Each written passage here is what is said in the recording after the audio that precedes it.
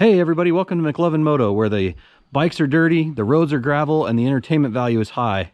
Today, I'm gonna get the Africa Twin a bath, so I'm not quite living up to where the bikes are dirty. Well, they are now. Let's take a look. You can see on this front fender, that's pretty dirty. Hang tight, and we're gonna get it cleaned up, all right?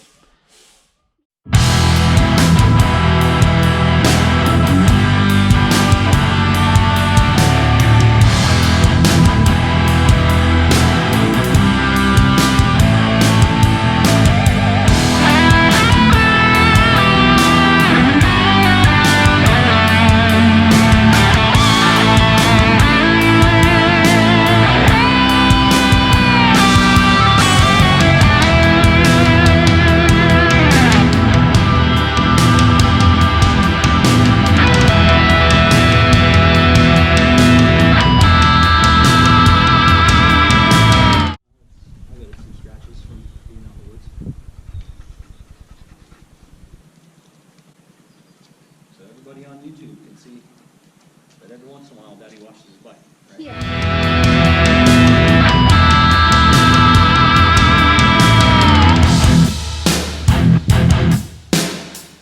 Okay.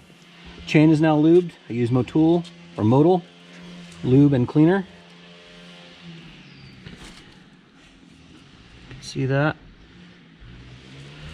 It's kind of green. Interesting flavor. But looks good, ready to go.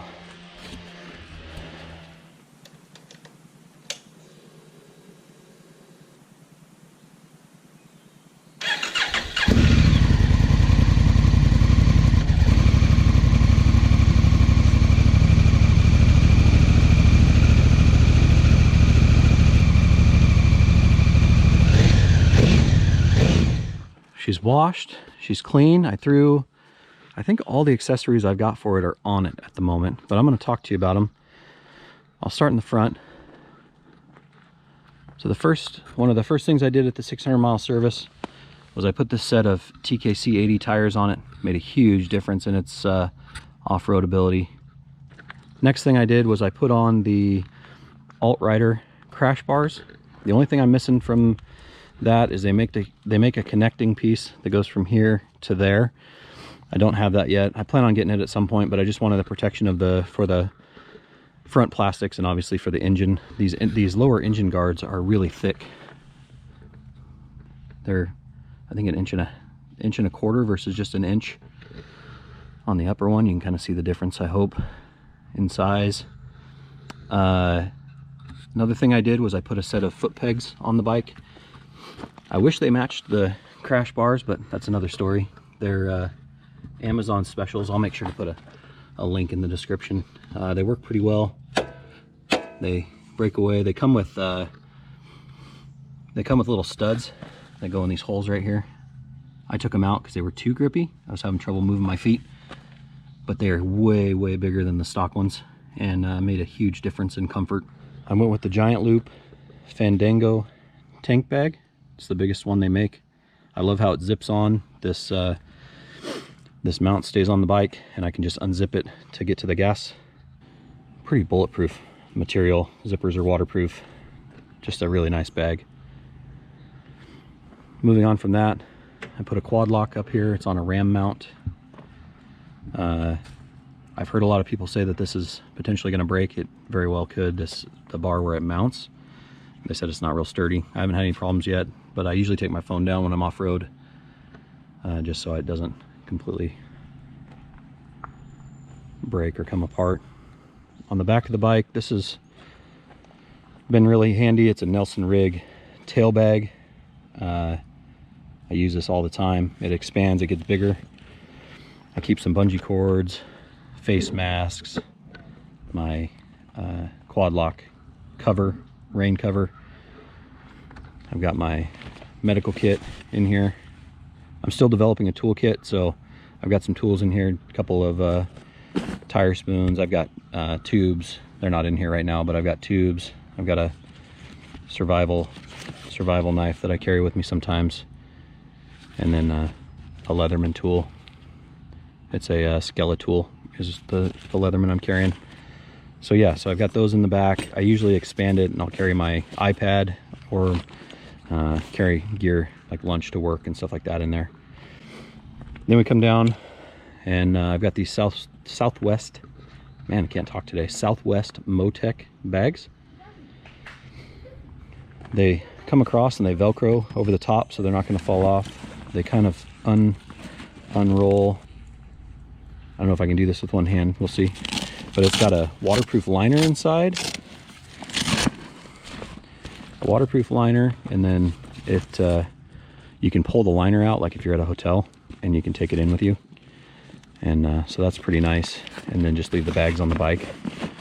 So it just rolls down. It's got some MOLLE loops on the outside. I suppose you could hook something to it. I don't think they're really designed for anything that heavy. The way they mount is plastic back here. I don't know if you can see it. Maybe you can. There's a plastic mount right there that hooks it to the bar. It's not real sturdy. 10 or 15 pounds in that bag on either side. They're great for like carrying clothes to work if you're gonna work out, or you know, some small amount of groceries or something like that, but overall it's not ideal. Then we've got the Delkovich pipe. I think it's their 24-inch oval. You've heard it in several of my videos. It sounds awesome. It was pretty cheap. It was 227 bucks. The one I really wanted was a Remus, and they're like 550 or 600, and I couldn't afford that, so I went with the Delkovich. I'm pretty happy with it so far, and it really changes the attitude of the bike. Then I've got the TKC80 on the back, and I've said many times it's not lasting very long. It's got about 1,700 miles on it, and wearing fast. I haven't had a flat, haven't had any issues. It hooks up in the dirt. I can't say enough good things about the rideability, the quality of it, as far as how it rides, but it's not ideal for longevity. So that's about all I've done. There's the other side. There's the foot peg on the other side. So a few things I'd like to do. I really want to put actual hand guards on the bike instead of the factory plastic ones. These are going to come off, I'm sure, as soon as it hits something hard. Oh, I didn't mention this. I put a set of risers on there. They're Tour Performance. They're about an inch up and a half-inch back. They made a big difference. I wish maybe that I would have just gone straight up, because when I'm standing they're a little bit close to me, but when you're sitting down they're awesome. So I did put risers on. So what's next? I want to put a bigger skid plate. It's got the factory skid plate on it. I want to go with the Altrider skid plate. I took the rear foot pegs off because nobody's usually riding with me, and that's where the bags mount to, the Southwest Motec bags.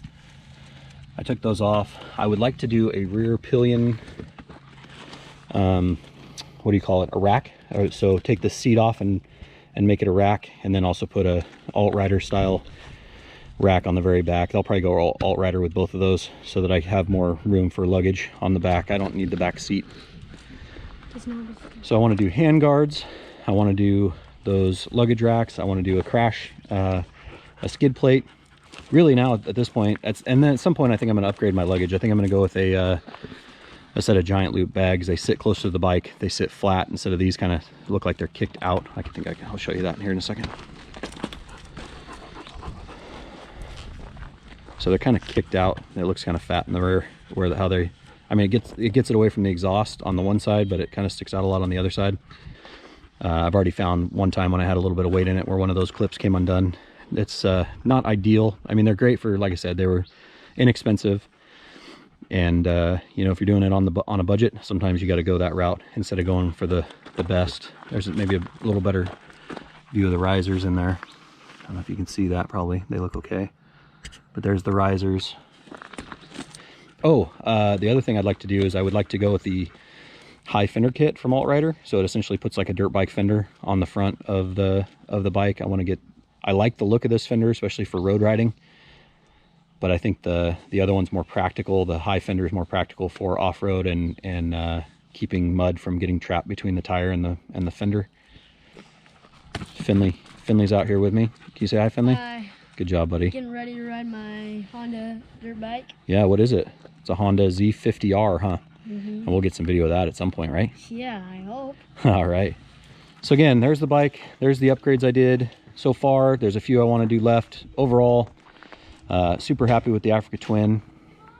There's a few reasons I went with the Africa Twin. I test rode a KTM 1090 Adventure R. I like Hondas. Hondas work for me. I appreciate the fact that in a lot of ways they're a little bit conservative, which usually translates to more longevity. The motor doesn't have a high compression. It can run crappy, cheap gas without a hiccup. The maintenance intervals are long. It doesn't require a whole lot, really, as far as maintenance. The styling to me is the best of all of them. Love the headlight, love the red, white, and blue with the gold wheels works for me. It's got plenty of power. I think it's just under 100. I have not had any trouble getting up to speed. I haven't had any trouble passing cars. I haven't had any trouble getting out of a jam in the dirt by twisting the throttle. Really, it just works for me. When it comes down to it for me, I just wanted something that I felt was going to be more reliable, was going to last longer with less maintenance, and that I could ride lots of different places with cheap, crappy gas. Sometimes you get out in the middle of the woods and you can't get premium fuel, which some bikes require or at least run better on.